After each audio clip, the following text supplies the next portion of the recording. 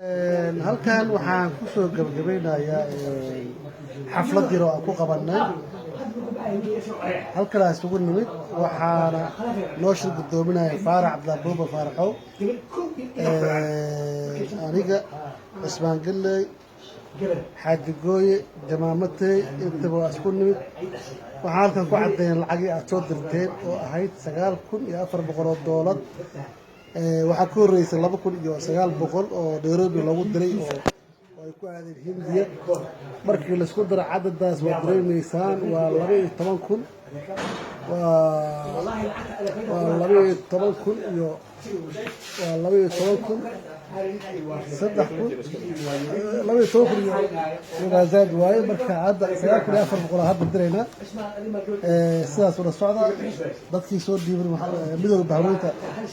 carabta reer Jamaame waxaan ugu duceynaynaa lacagtan meesha keenay inuu yahay maaragtay bedel khayr qabtaasiyo dadkiina aaday faraxsan yihiin wax dhibaato ma jiro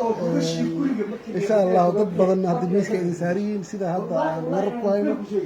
insha Allah dadkaas wixii tabartiina waa noogahay in maaragtay qof walba oo culayskiisa leeyahay